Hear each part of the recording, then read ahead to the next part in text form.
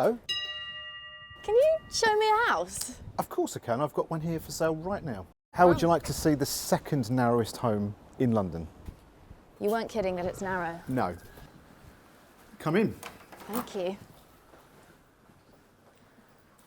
Wow. Now this home, it's 538 square feet, and I think it qualifies as a tiny home. Well, I hope it does. And I know tiny homes are a big thing. Yeah. So see, this is built on a stretch of land, a ransom strip that we think used to connect some warehouses at the back that have long since been knocked down. Wow. Now, so almost like a little corridor. Kind of, yeah. We think it was built in the 30s and then it was redeveloped and made a bit smarter in the 50s, and the owner has got a huge affection for the arts and craft era. I thought from the outside that it would feel narrower than this, but it definitely feels very spacious once you're inside. And I would say one thing, I know it's a bijou bolt hole, it's very compact. However, the ceiling heights, I think, make a huge difference. I love the colour that they've gone for as well. It's great. I love that. Look at this nice stained glass door as well. It's almost narrow enough that I could lie down and touch both sides.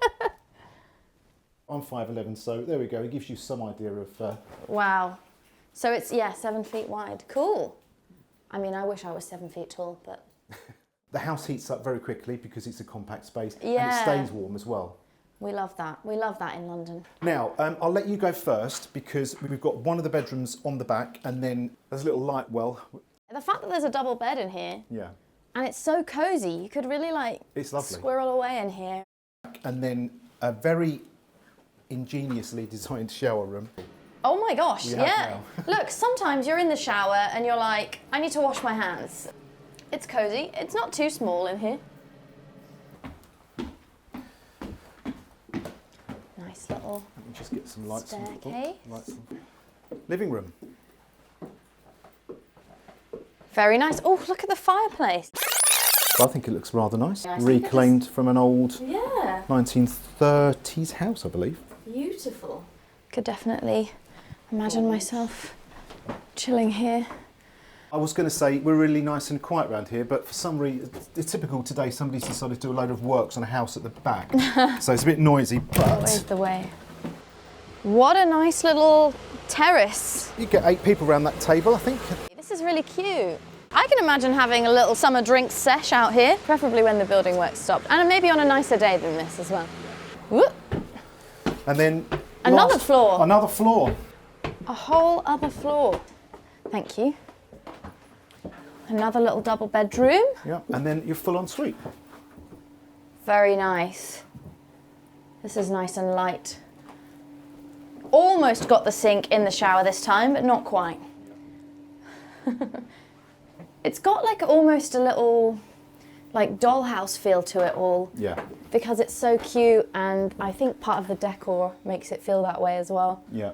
Oh, you know, for me personally, purely with my estate agency head on, it's a great street. I appreciate that some people might find the thought of spending 1.25 million on something at 538 square feet a little bit of a stretch, but you're in a really prime, prime part of London, and I just know that someone's going to snap this up. You're around the corner from the Tube, just off Kensington Church Street. You've got all of the bars, coffee shops, usual stuff that people love to come to London for. So who do you imagine is going to take this in the end then? I think it's either going to be somebody on their own who might be downsizing, or somebody who just wants something to just head into London.